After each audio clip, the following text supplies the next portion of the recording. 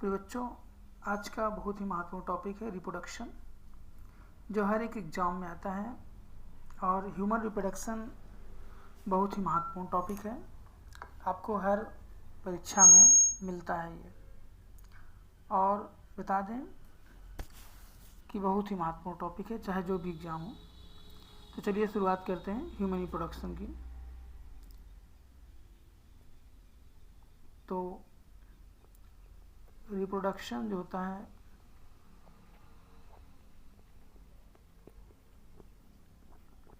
जनन, और बच्चों इसमें अपने जैसे संतान उत्पन्न करने की प्रक्रिया होती है। कोई भी प्राणी अपने पीढ़ी को बनाए रखने के लिए जनन क्रिया करता है, और जनन मुख्य रूप से 3 प्रकार का होता है। पहला होता है वेजिटेटिव रिप्रोडक्शन, वेजिटेटिव रिप्रोडक्शन। दूसरा होता है एसेक्सुअल रिप्रोडक्शन, और तीसरा होता है आपका सेक्सुअल रिप्रोडक्शन। तो बच्चों इसमें आपको बता दें कि जो वर्धी जनन होता है इसको बोलते हैं कायिक जनन, कायिक जनन। और ये बहुत निम्न कोटि के प्राणियों में होता है, जैसे पौधों में होता है। और इसमें इसका कायिक जनन बोले तो मतलब काया में ही किसी पदार्थ का निकल जाना, जनन हो जाना, एक नए प्राणी का जन्म होना। जैसे पत्थर चट्टा में देखा होगा आपने, तो उसमें क्या होता है, कायिक जनन हो जाता है ना। तो वेजिटेटिव रिप्रोडक्शन हो जाता है। और आपका वर्धी जनन ये है, और गुलाब में भी वर्धी जनन होता है। तो इस तरह से आप देख सकते हैं। और दूसरा होता है आपका सेक्सुअल एसेक्सुअल रिप्रोडक्शन, अलैंगिक जनन बोलते हैं इसको। और अलैंगिक जनन में होता है आपका जैसे बर्डिंग होती है। तो बर्डिंग का मतलब होता है कि किसी भी जो है प्लांट में या एनिमल में एक उभार की तरह संरचना बनती है, और उभार बनने के बाद वह जो है क्या करता है कि उस वही भाग टूट के एक नए प्राणी को जन्म देता है, उसको बोलता है अलैंगिक जनन, जिसको बडिंग बोलते हैं। इसी तरह मुकुलन होता है, जिसे आपने हाइड्रा में देखा होगा कि एक पार्ट बनता है और टूट के अलग हो जाता है, नए प्राणी को जन्म देता है, तो मुकुलन कहलाता है। इसी में होता है द्विविभाजन, एक कोशिका 2 कोशिकाओं में बढ़ जाती है ना। और इसी में एक पार्ट और होता है बच्चों, मल्टीप्लाइकेशन, बहुविभाजन, यानी एक कोशिका से बहुत सी कोशिकाओं के बन जाने की प्रक्रिया को मल्टीप्लाइकेशन कहते हैं, बहुविभाजन कहते हैं। प्लाज्मोगेमी होती है इसमें, और आपको बता दें सिस्ट बनती है, ये सारी चीज़ें होती है अलैंगिक जनन में। तो और अगला है सेक्सुअल रिप्रोडक्शन। तो सेक्सुअल रिप्रोडक्शन का मतलब होता है आपका लैंगिक जनन। और लैंगिक जनन में 2 प्राणी सक्रिय रूप से भाग लेते हैं, और सक्रिय रूप से भाग लेके जो है बच्चा पैदा करते हैं, तो कहलाता है आपका लैंगिक जनन। और लैंगिक जनन सेक्सुअल रिप्रोडक्शन पौधे में भी होता है और जंतुओं में भी होता है। तो इसमें 2 प्राणियों की आवश्यकता पड़ती है, एक मेल की एक फीमेल की, तो वो कहलाता है लैंगिक जनन कहलाता है। तो चलिए बच्चों, आज का जो विषय है सेक्सुअल रिप्रोडक्शन की बात करते हैं आपसे हम।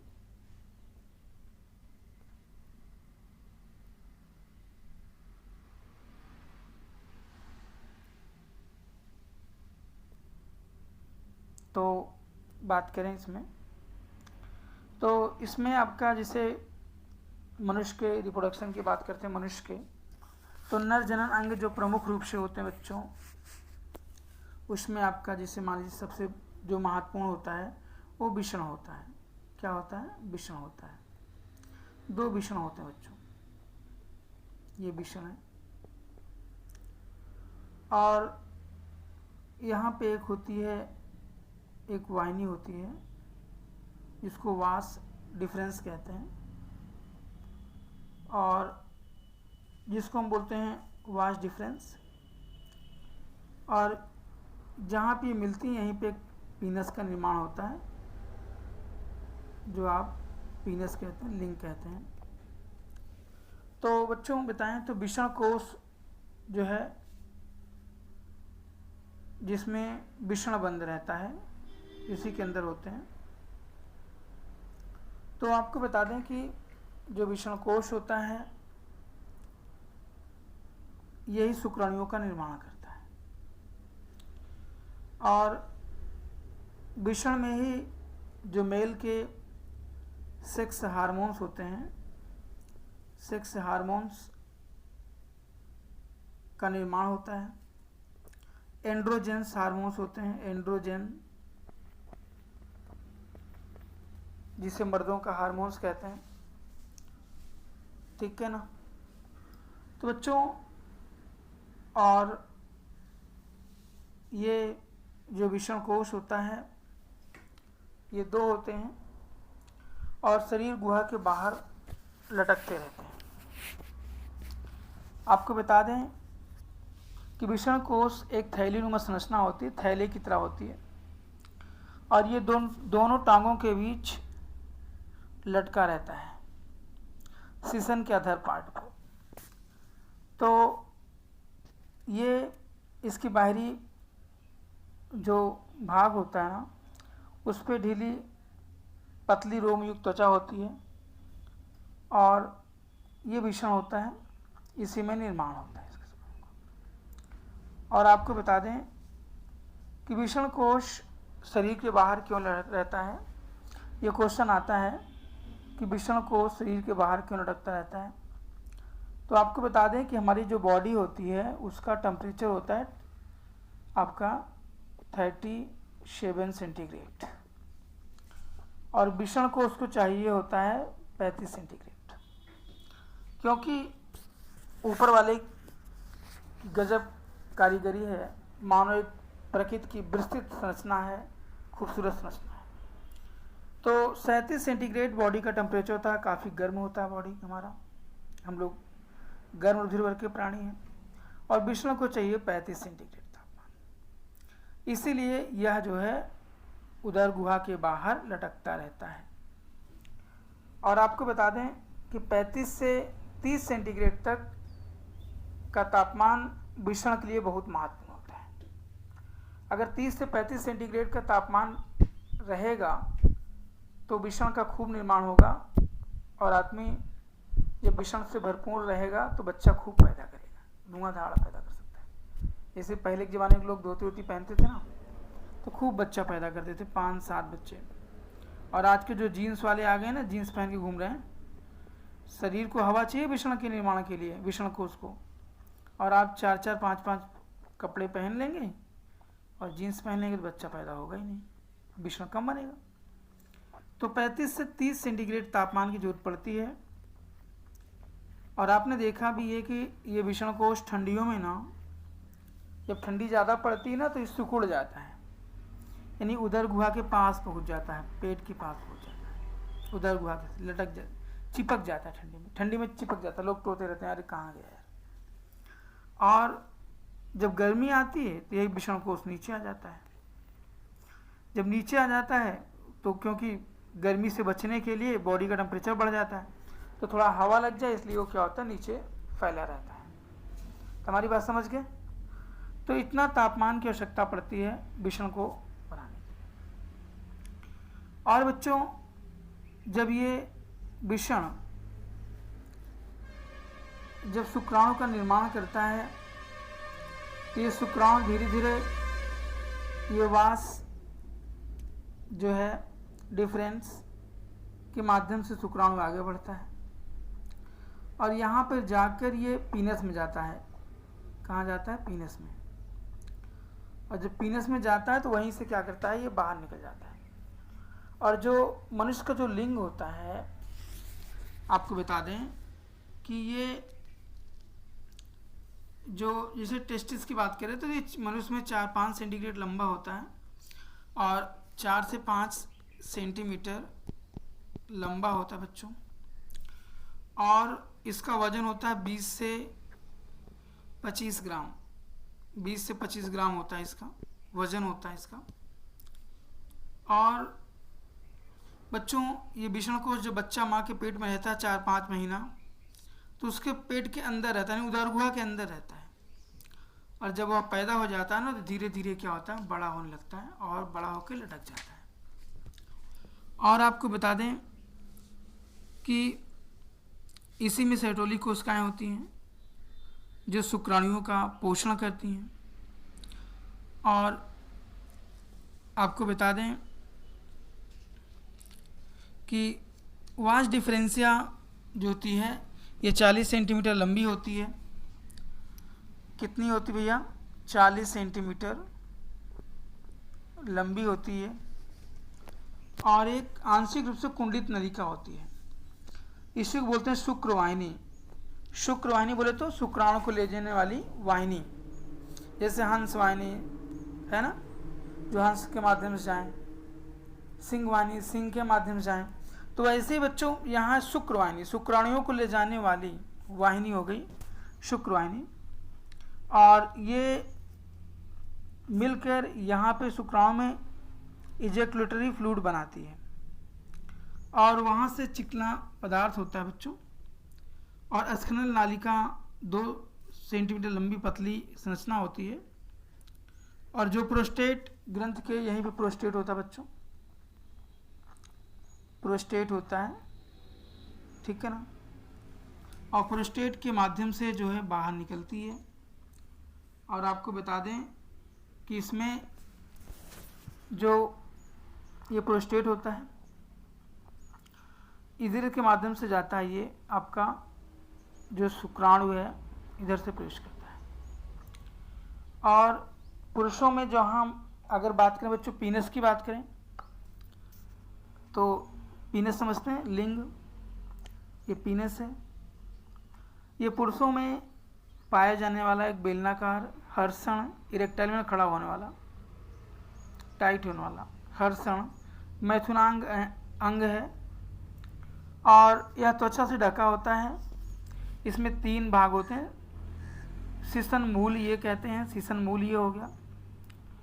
और बच्चों दूसरा सीसन काय होता है, बॉडी सीसन होती है। और तीसरा होता है ग्लास पेनिस, सीसन मुंड होता है। यहीं पे सीसन मुंड जो होता है, जो खतना उतना लोग करा देते हैं, इसीलिए करा देते हैं इन्फेक्शन से बचने के लिए, ठीक है ना। देखा होगा यहीं पे एक चमड़ा होता है, इसे काट के निकाल देते हैं, इसे बोलते खतना बोलते हैं। मुसलमान में, यहूदियों में, ईसाइयों में ऐसा संक्रमण नहीं होता खतना कराने से। बाकी हिंदुओं में तो ऐसा कुछ नहीं, सफाई वफाई रखते हैं तो कोई दिक्कत नहीं। और बच्चों ये जो सीसन होता है इसी के माध्यम से मूत्र भी निकलता है, जनन पदार्थ भी निकलता है। इसीलिए जो लिंग होती है आपको बता दें,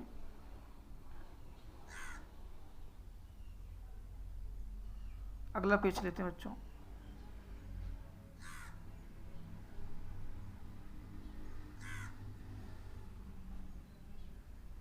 हाँ, तो जो जैसे हम बात करें आपसे पीनस की बात करें तो ऐसे ही होता पीनस।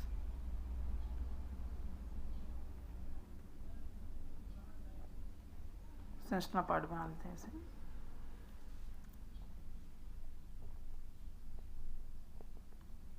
तो यहाँ पे तमाम प्रकार के टिश्यूज होते हैं।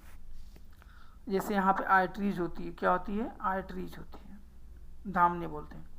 यहाँ पे यूरिथ्रा होते हैं। और बच्चों यहाँ पे ये ग्लांस पेनिस कहलाता है, ग्लांस पेनिस कहलाता है। और ये आपका निकलने वाला होता है। तो आप जानते हैं कि जो पीनस होता है इसमें आपको बता दें कि जब मूत्र निकलता है तो इसमें इरेक्शन नहीं होता। आपने देखा होगा कि अगर किसी का लिंग खड़ा हो गया है तो उससे मूत्र नहीं निकलता, उससे बीज निकलता है, यानी स्पर्म निकलता है। क्या निकलता है? स्पर्म निकलता है। और यदि इरेक्शन नहीं है तो इसमें से यूरिन निकलता है, यूरिन निकलता है। और बच्चों बता दें कि यूरिन जो होता है, जो मूत्र होता है, मानव मूत्र है, ये जब निकलता है तो ये आपका उत्सर्जी पदार्थ होता है। इसमें यूरिया की मात्रा होती है, NH2CO NH2, जिसको आप यूरिया बोलते हैं, इसकी मात्रा होती है। और ये मूत्र जनन वाहिनी कहलाती है हम लोगों में, क्योंकि पीनस के माध्यम से ही जो है, पेनिस के माध्यम से ही बच्चों मूत्र भी निकलता है और आपका वीर्य भी निकलता है। एक बार जब स्खलन होता है मनुष्य में तो 7 ml बीज निकलता है, 7 ml, और 7 ml में ही पूरा संसार होता है, उसी से बच्चे का पूरा विकास होता है। और आपको पता है कि जो मानव शुक्राणु होते हैं उसमें XY होते हैं, XY गुणसूत्र होते हैं, और जिसमें 46 गुणसूत्र होते हैं। कितने होते हैं? 46 गुणसूत्र। और जिसमें 23 फीमेल से 23 मेल से मिल जाते हैं, और पुरुषों में 22 ऑटोसोम होते हैं, 1 जोड़ी हेट्रोसोम होते हैं। तो लड़का लड़की जो पैदा करने का कार्य होता है वो ऑलरेडी किसका होता है? पुरुषों का होता है, महिलाओं का नहीं होता, क्योंकि महिलाओं में XX होता है जो ऑटोसोम कहलाता है। तो आजकल देख रहे हैं बहुत से लोग पढ़े लिखे हैं या अनपढ़ हैं, वो भी कहते हैं ना कि हमको बच्चा चाहिए, बीवी से कहते हैं, जबकि बेटा बेटी पैदा करना कार्य पुरुषों का होता है, महिलाओं का नहीं होता है। जब पुरुष का X गुणसूत्र मादा के X गुणसूत्र से मिल जाता है तो होने वाली संतान पुत्री होती है, और जब X और Y मिलते हैं तो पुत्र होता है। ये तो जानते हैं आप लोग, है ना? तो बच्चों आपको बता दें कि इसी को बोलते हैं सेक्स डिटर्मिनेशन। अगला पेज लेते हैं। आपने पढ़ा होगा ना कि सेक्स डिटर्मिनेशन में यहाँ पे मेल होता है, यहाँ पे फीमेल होता है। तो XX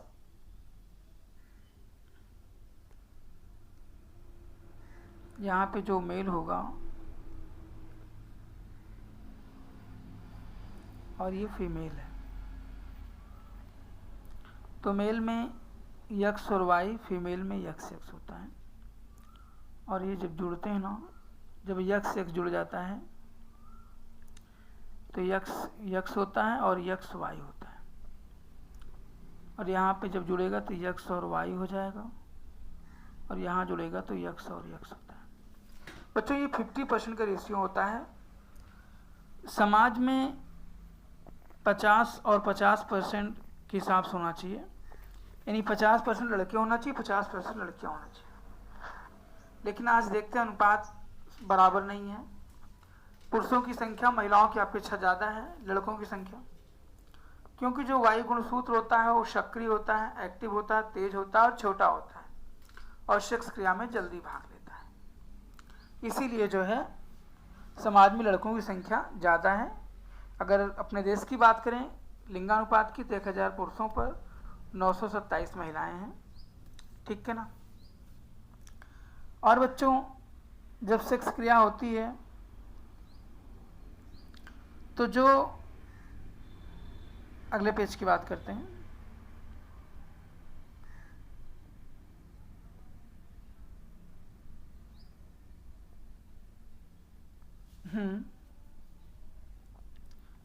तो बता रहे थे आपको ना कि विषण कोश है, ये वाज डिफरेंस है, यहाँ पे पीनस है।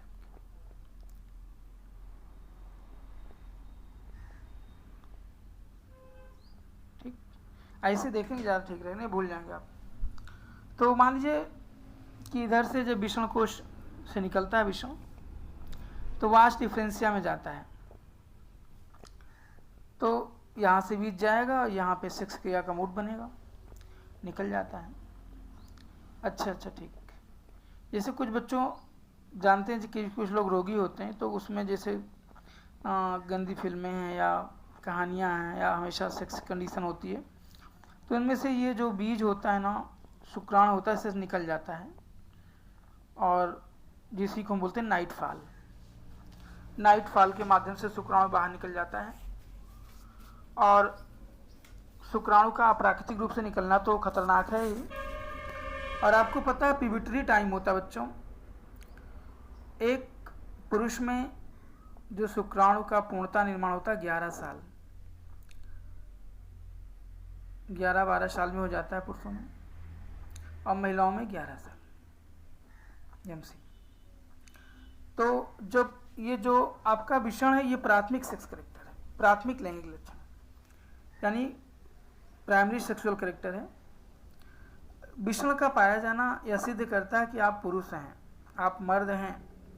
और विषण नहीं पाया जाता तो आप फिर मर्द नहीं हैं, फिर आप छक्के, हिजड़ा बोलते हैं उसको। और बच्चों विषण बहुत ही महत्वपूर्ण है, और जब ये विषण निकलता है पर्याप्त मात्रा में तो इसमें बताया था आपको 7 से 8 ml बीज होता है जिससे कि बच्चा पैदा होता है।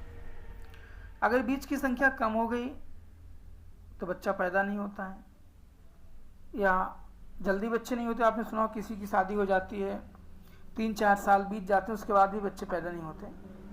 तो उसकी वजह यही है कि उनके विषण में कुछ कमी है, जैसे शुक्राणु का पतला हो जाना, शुक्राणु में गाढ़ा ना होना, शुक्राणु में गतिशीलता ना होना, और शुक्राणु में जो है पर्याप्त मात्रा में शुक्राणु का न पाया जाना, यानी कि इस बीज में शुक्राणु का पर्याप्त मात्रा में न पाया जाना। एक स्खलन में लगभग आपके 20 करोड़ शुक्राणु होने चाहिए।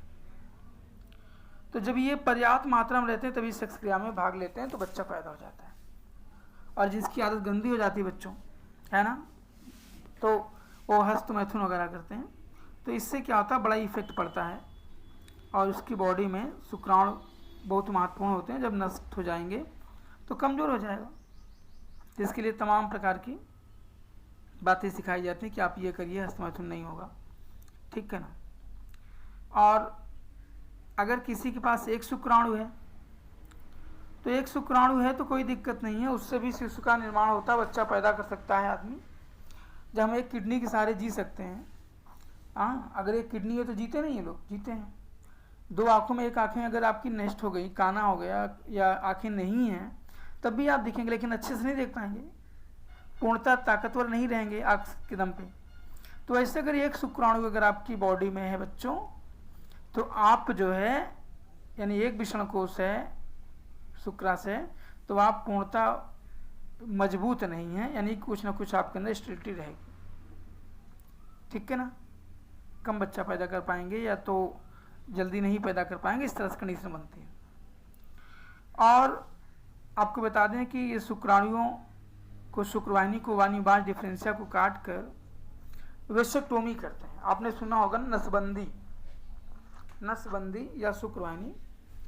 तो सीधे सीधे वेसेक्टोमी, वेसेक माने क्या होता है शुक्रवाहिनी, वास बोले थे वास डिफरेंशिया, और टोमी माने होता है काट देना। तो किसी चीज़ को काट कर बांध देना रबड़ से वेसेक्टोमी कहलाता है। क्या कहलाता है? वेसेक्टोमी कहलाता है। नसबंदी बोलते हैं पुरुषों में। और पूरे शुक्राशय को काट कर बाहर निकाल देना आर्कियोडेक्टोमी कहलाता है। क्या कहलाता है? आर्कियोडेक्टोमी कहलाता है। आर्कियोडेक्टोमी कहलाता है, डेक्टोमी। और महिलाओं में क्या है, फीमेल रिप्रोडक्शन पढ़ाएंगे, देखिएगा उसमें होती है ट्यूबेक्टोमी, ट्यूब को काट के बांध देते हैं, तो ये ट्यूबेक्टोमी कहलाता है। और पूरी उसके अंडाशय को काट के बाहर निकाल देने की प्रक्रिया को उसको ऑफियोडेक्टोमी बोलते हैं, तो वहाँ बात करेंगे। तो ये वेसेक्टोमी कहलाएगा। और वेसेक्टोमी में बता दिया हमने आपको, ये हो जाता है। देखते हैं आप लोग, जैसे बैल उल देखा होगा, साढ़ जानते हैं, तो जितने भी लोग पैदा होते हैं ना जानवरों में, गैया भैंसिया में, बछड़े में, सबके सब साढ़ होते हैं। लेकिन बाद में क्या करते हैं कि उनकी ये शुक्रवाहिनी को रबड़ से बैंड कर देते हैं, बांध देते हैं, तो बोलते हैं बैल हो गए, वो साढ़ नहीं बैल बोलते हैं। फिर वो जो है इधर उधर नहीं करेगा, है ना, वो शांत होकर खेती का काम ही करता है। तो बच्चों इस तरह से ये रहते हैं। और उसका ये वेसेक्टोमी कर देंगे तो फिर वो साढ़ जो है बैल बन जाता है, फिर बच्चा नहीं पैदा कर सकता। ऐसे आपने छक्का लोगों को सुना है, तो छक्कों में भी ये कंडीशन होती है कि उसमें शुक्राणु तो बनते हैं लेकिन पूरी तरह से डेवलप नहीं होते। और वेसेक्टोमी होने के बाद कोई भी पुरुष होता है ना, तो सेक्स क्रिया पे कोई प्रभाव नहीं पड़ता, सेक्स क्रिया कर सकता है, सब कुछ करेगा, सेक्स में सारी चीज़ें वही होंगी, लेकिन उसके शुक्राणु निकलते नहीं हैं। यहाँ से तो निकलेंगे लेकिन यहाँ से निकल के यही वेसेक्टोमी में फंस जाते हैं, आगे नहीं जाते, पीनस के माध्यम से वेजाइना में नहीं जाते। जब वेजाइना में नहीं जाएंगे तो बच्चा पैदा होने का कोई चांस ही नहीं है। तो सेक्स करेंगे, सारी कुछ रहेगा, लेकिन आप जो है बच्चा नहीं पैदा कर सकते। वेसेक्टोमी का कंडीशन है। और बाद में आपका लाइसोसोम आएगा ना, तो यहाँ इकट्ठा बीजाणुओं को क्या करेगा, खा डालेगा, नष्ट कर देगा। और लाइसोसोम जानते हैं ना, लाइसोसोम को आत्महत्या की ग्रंथि कहते हैं, लाइसोसोम। इसमें हाइड्रोलाइटिक एंजाइम पाए जाते हैं जो उसको नष्ट कर देते हैं बच्चों। तो ये व्याज डिफरेंसिया है। और फिर आपको बता दें कि जो प्राथमिक करेक्टर है उसमें बताया हमने आपको कि हमारा स्पर्म सैक, स्पर्म कोष प्राथमिक करेक्टर है। और जब इससे निकलता है एंड्रोजन हार्मोन्स, जिसको हमने कहा मर्दों वाला हार्मोन्स, तो ये हार्मोन्स जब निकलता है बच्चों तो बहुत ज़्यादा एक्टिव हो जाते हैं। लड़का जब 12 साल का होता है चक्कर पकड़ देखने लगता है, लड़कियों के चक्कर में आकर्षित हो जाता है, फिर अब पीछे पीछे घूमने शुरू कर देता है। तो ये सेकेंडरी सेक्सुअल करेक्टर है। दाढ़ी मूछे आना, हाँ, आजकल दाढ़ी मूछे देखो हाई स्कूल इंटर में होते हैं ना, 14-15 साल को दाढ़ी मूछे आ गई, फिर वो दाढ़ी लेके घूमते रहते हैं, हम तो मर्द हो गए भैया, है ना। अब दाढ़ी बनवाते नहीं, दाढ़ी रखे रहते हैं, दाढ़ी पे बड़ा उनको दाढ़ी मूछे बड़ा ताव देते हैं, क्या अब तो मर्द हो गए दाढ़ी दिखाने के चक्कर में। तो दाढ़ी मूछे आना भी क्या है, सेकेंडरी सेक्सुअल करेक्टर है। और स्वभाव में उत्तेजना आना, गुस्सैल होना, ये इनका लक्षण है। तो सेकेंडरी सेक्सुअल करेक्टर में क्या आपका आएगा, यानी सेकेंडरी सेक्सुअल करेक्टर में आपका हो जाएगा दाढ़ी मूछे आना, स्वभाव में उत्तेजना आना, सेक्स करने की इच्छा होना, अपने विपरीत जोड़ी यानी लड़कियों के पीछे पीछे घूमते रहना, सेक्स करने की प्रबल इच्छा होना, स्वभाव में उत्तेजना आना, गुस्सैल आना, ये सब सेकेंडरी सेक्सुअल करेक्टर है। और सीने का चौड़ा हो जाना, आवाज़ में का जो है भारीपन होना, ये जो है सेकेंडरी सेक्सुअल करेक्टर है। ठीक है ना। अगर ये सब नहीं हो रहा है, बहुत से लोगों की दाढ़ी मूछें नहीं आती, तो वो सब हस्त मैथुन की वजह से होता है। अगर शुक्राणुओं का निर्माण शरीर में नहीं होगा पूर्ण रूप से, तो अच्छा हाँ, निर्माण होने में देखो, सेक्स क्रिया जब शुरू करते हैं ना, तो एक आदमी 15 मिनट तक सेक्स क्रिया कर सकता है एक्चुअली में। तो ये आपके शुक्राशय में 15 से 20 मिनट में क्या होते हैं, कंप्लीट हो जाते हैं, और वहीं से निकलते हैं, वाज डिफरेंशिया के माध्यम से पीनस में आते हैं, और पीनस से ये वेजाइना में जहाँ भी सेक्स कर रहे हो बाहर निकल जाते हैं। और एक शुक्राणु को प्रिजर्व कर सकते हैं, रख सकते हैं आप। अब तो सिस्टम आ गया कि शुक्राणुओं को प्रिजर्वेशन करते हैं नाइट्रोजन की सहायता से, और इसको 10-15-20 दिन से लेकर 6 महीने तक प्रिजर्व कर सकते हैं आप। और आजकल तो बड़े बड़े साइंटिस्ट जो हैं, जो हमारे सेना में कमांडोज हैं या जो सैनिक हैं, योद्धा, उनके शुक्राणु को प्रिजर्व करके रखा जा रहा है कि अगर उनकी डेथ हो जाती है तो उनके शुक्राणु से उनके बच्चे पैदा किए जा सकते हैं।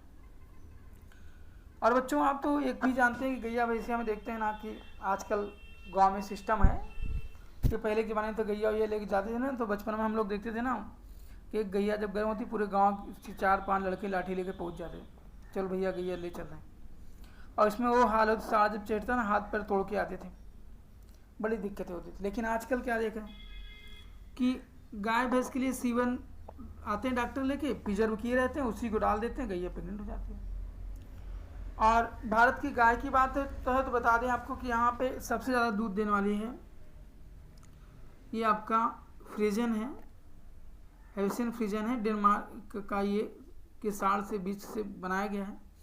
और इंडिया की गाय है जो 40 लीटर तक दूध देती है, हाइब्रिड किस्म है बच्चों। और आपको बता दें कि इस तरह से ये क्रिया हो रहा है। और आपने सुना होगा कि बहुत से लोग हैं, टेस्ट ट्यूब बेबी का नाम सुना होगा। चलिए अगला पेज लेते हैं फिर।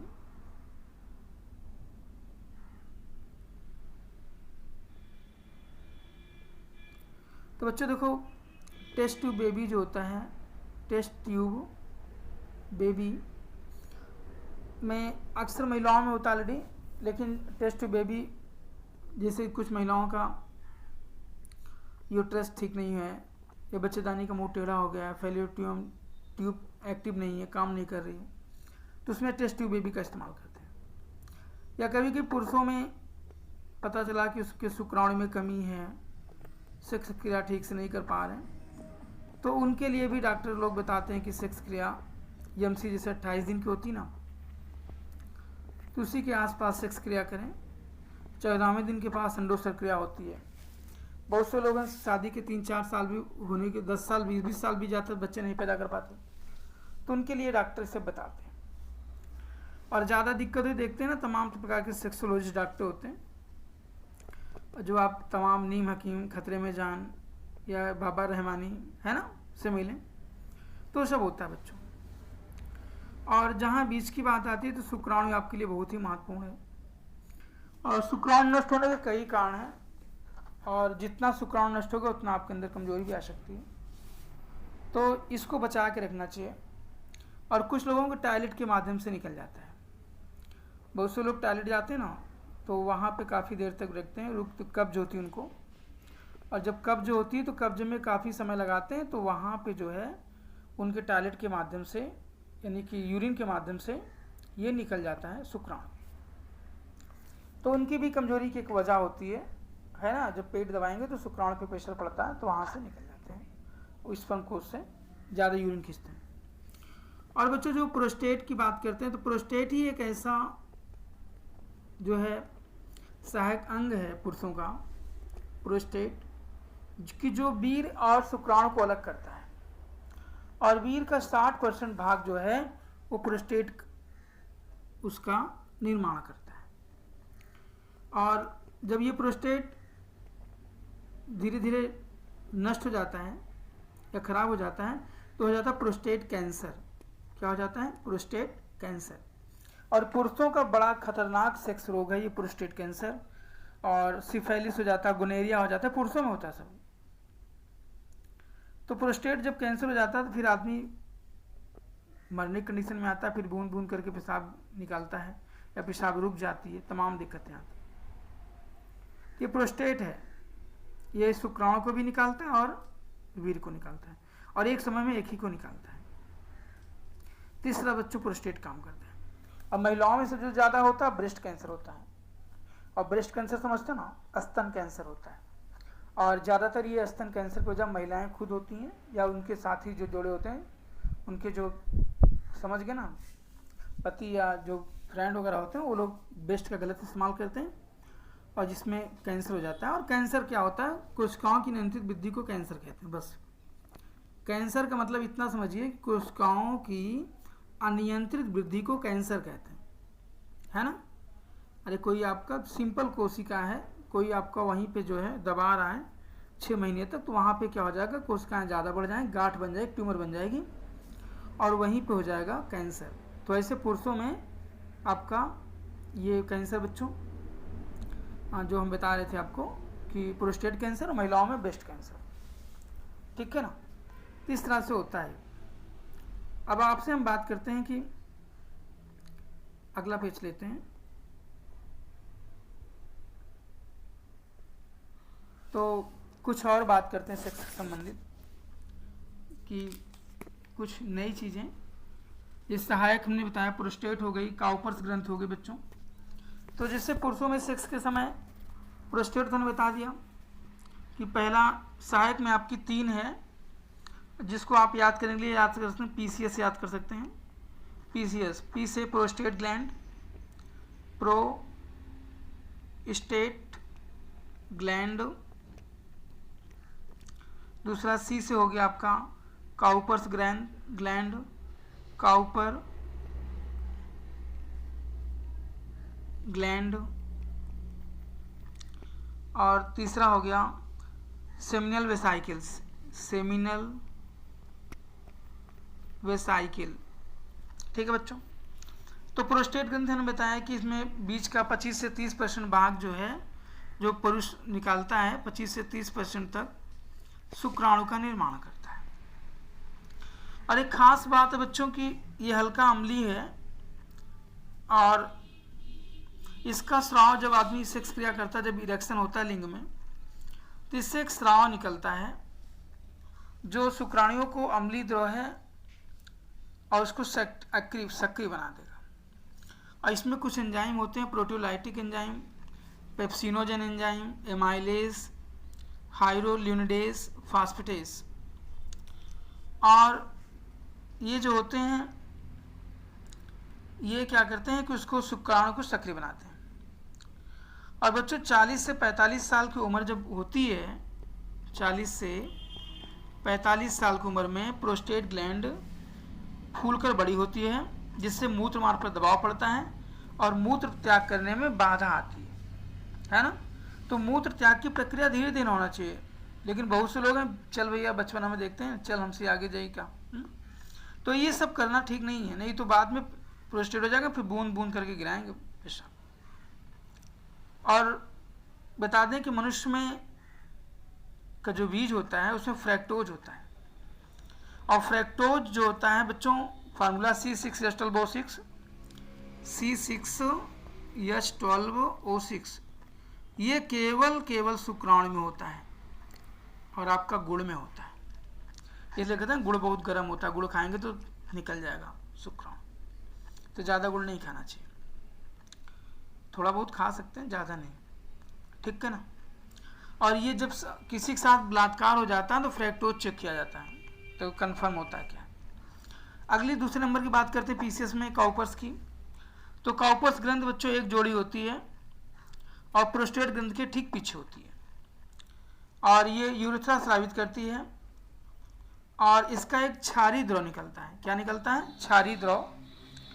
और मैथुन के समय मूत्र मार्ग को क्षारीय बना देता है। जो महिलाओं की योनि होती है ना, सेक्स के पहले ये निकलता है, पीनस से एक बूंद निकलता है और महिलाओं की योनि में पहुंचकर उसको क्षारीय बना देता है, क्षारीय चिकना बना देता है, जिससे मूत्र मार्ग की अम्लीयता क्या समाप्त हो जाती है और सेक्स क्रिया का पूर्णतः आनंद मिलता है लोगों को, है ना। ग्रीस की तरह काम करता है सेक्स क्रिया में, काफ़ी जो है उसको यानी कि ठीक कर देता है। और अम्लीयता जब समाप्त हो जाती है तभी बच्चा पैदा होता है, नहीं तो सेक्स क्रिया कितना भी कर लेंगे लेकिन निषेचन क्रिया के फलस्वरूप यानी कि बीच से ओवम का सेक्स नहीं हो पाएगा। और निषेचन क्रिया आप जानते हैं बच्चों कि फैलोपियन ट्यूब में होती है महिलाओं में, और जो वेजाइना होती है केवल वो पेनिस को रिसीव करती है, लेकिन निषेचन क्रिया वहाँ नहीं होती। दूसरा पार्ट है आप सेमिनल वेसाइकल्स।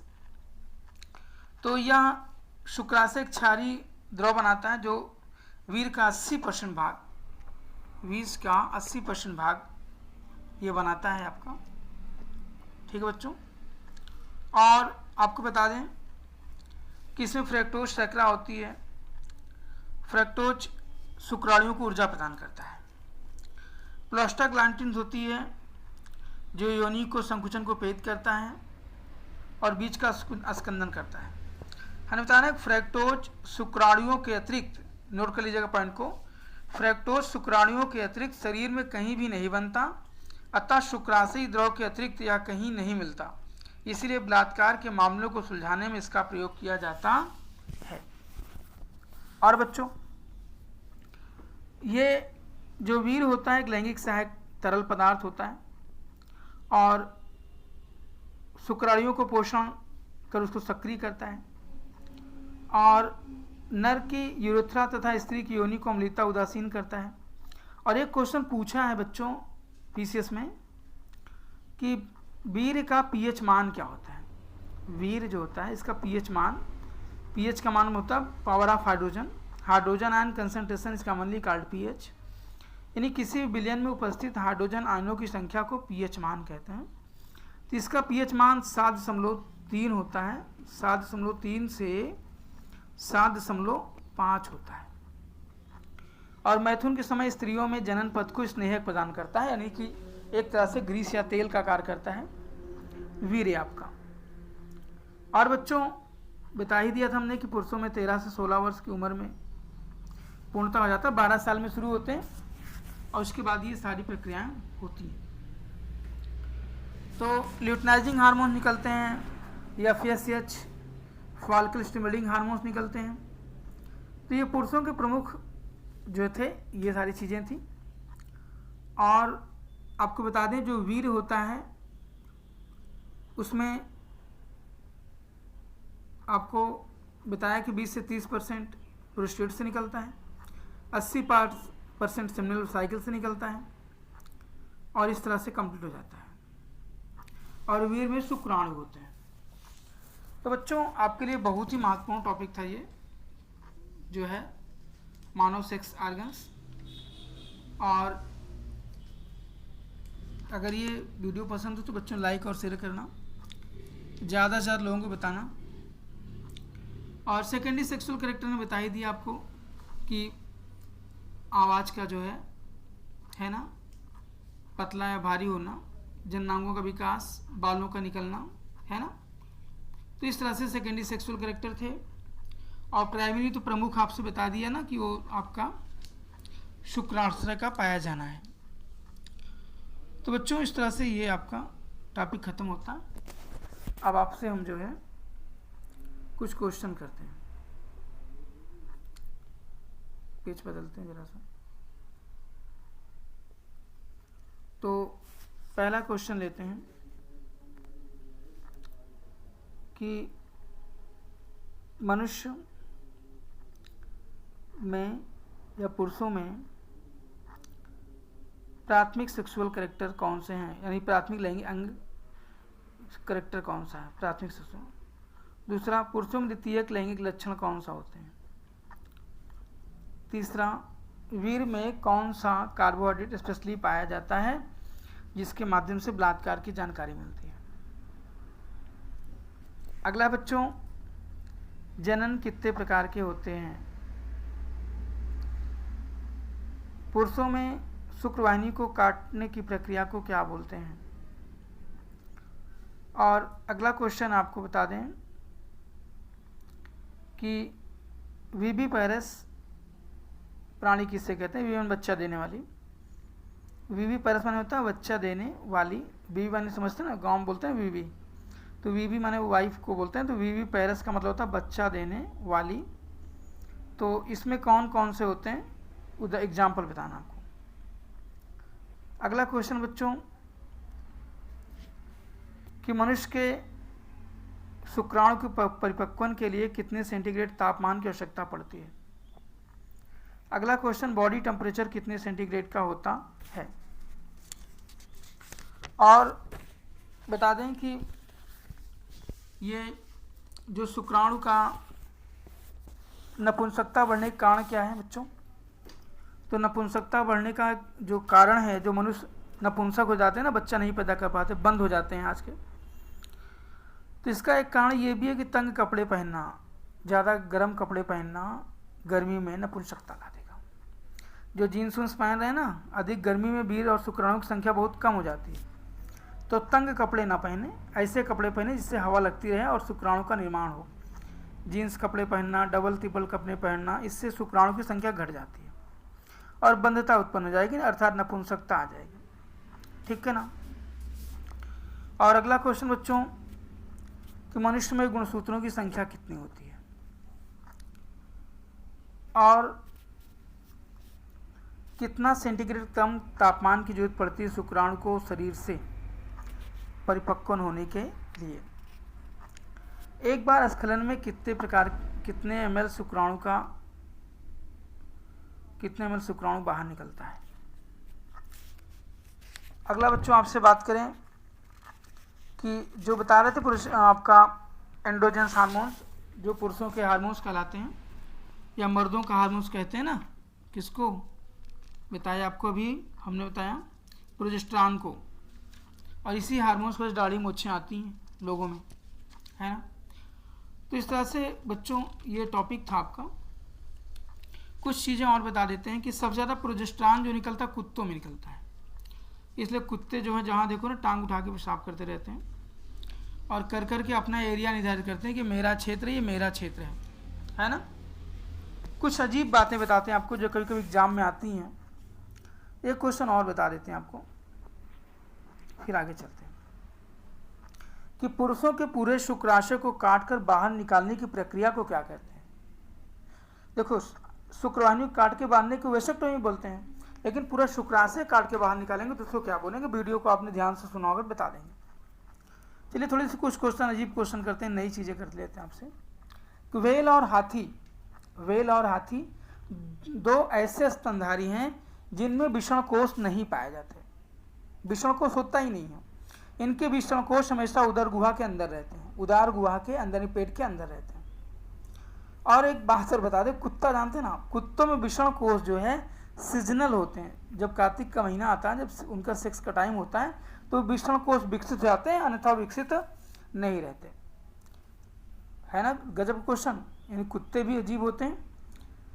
अगला, स्खलन और मैथुन हो या ना हो, लेकिन शुक्राणु का निर्माण होता है। क्या आप सोचते हैं छक्का लोग जो नपुंसक लोग हैं, उनमें शुक्राणु का निर्माण नहीं होगा क्या? होता है। स्खलन माने बाहर निकलना, बीज का स्खलित हो जाना। मैथुन जानते हैं, दो सक्रिय प्राणी जब जो है मैथुन क्रिया करते हैं ना, तो फिर बच्चा पैदा होता है तगड़े से। आप लोग मैथुन के दौरान उत्पन्न हुए हो, और क्या। स्खलन तथा मैथुन हो या ना हो, लेकिन शुक्राणु का निर्माण होता है। और जब शुक्राणु बाहर नहीं निकलता, वो लोग कहते हैं ना नहीं निकालते शुक्राणु, स्खलित नहीं होता ना, तो वास्ट डिफरेंस द्वारा अवशोषित कर लिए जाते हैं। ठीक है ना। अत्य नहीं करना चाहिए और ज़्यादा रोकना भी नहीं चाहिए, यानी कि लिमिट में, है ना। अब ये नहीं 2 में 3 में 4 बार निकालो, और ऐसा नहीं 6 महीने में 1 बार निकालो। तो इस तरह से बच्चों वो आपका वास्ट डिफरेंस द्वारा अवशोषित कर ले जाएंगे, शुक्राणु बनता रहता है, उसमें कोई सी बात नहीं है। और बच्चों एक इग्वाइनल हार्निया होता है। हार्निया, आपने हार्निया सुना होगा, इसको आत उतरना बोलते हैं। पुरुषों का बड़ा खतरनाक रोग है हार्निया, मर भी जाते हैं लोग। तो इंगुलन हार्निया एक ऐसा रोग है जिसमें इंगुलन नाल जो है बंद नहीं होती और आत विषणकोश में उतर जाती है, जिसको कहते हैं हार्निया रोग। अगर सही समय इलाज कराएगा तो ठीक है, नहीं तो फिर लोग मर जाते हैं। आत कहते हैं आते उतर आए। और एक बड़ा हर एक लड़कों को होने वाला रोग है, सिंपल सा है, कि जो विषणकोश नहीं होता आपका, ये फूल जाता है। चोट वोट लगी ना, जैसे गेंदा लग गया या साइकिल चला रहे हैं, किसी ने बाल मार दिया क्रिकेट खेलते समय, तो ये फूल आता है। इसे बोलते हैं हाइड्रोसील। क्या बोलते हैं? हाइड्रोसील। और ये सिंपल सा एक ऑपरेशन होता है, उसके माध्यम डॉक्टर पानी भर जाता है, उसको बाहर निकाल देता है। तो ये हाइड्रोसील हो गया। हाइड्रोसील जो है लगभग थोड़ा सा भी चोट लगी, साइकिल से गिर गया या कहीं से दब गया, तो ये हाइड्रोसील हो जाता है। इसमें आपका विषणकोश सूज आता है, फूल आता है। और नॉर्मल लोग दवा करते हैं, बेलाडोना वगैरह लगाते हैं, ठीक हो जाता है, बैठ जाता है। नहीं तो फिर डॉक्टर से ऑपरेशन करा लें, या तो इसका लिए एक दवा है हेट्रोजॉन, है ना।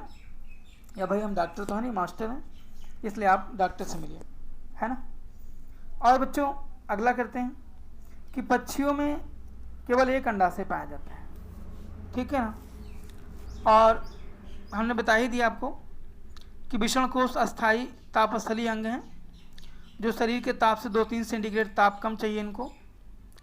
और ताप कम होने पर ये शुक्र के शरीर के पास जाते हैं ठंडी में, थोड़ा गर्मी मिल जाए, है ना। पता चला भैया 15 सेंटीग्रेड तापमान हो गया, 10 सेंटीग्रेड। देखो संगम नहाने जाते हैं लोग ना, जब ठंडी में नहा के निकलते हैं ना, तो पता लग गए होगा टोवत रहा, तो उसमें ये चपक जाते हैं एकदम। जब एकदम चपक जाएंगे ना, तो क्या हो जाएगा, फिर वहाँ जो है थोड़ी सी गर्मी मिलेगी, तो नॉर्मल कंडीशन में आते हैं।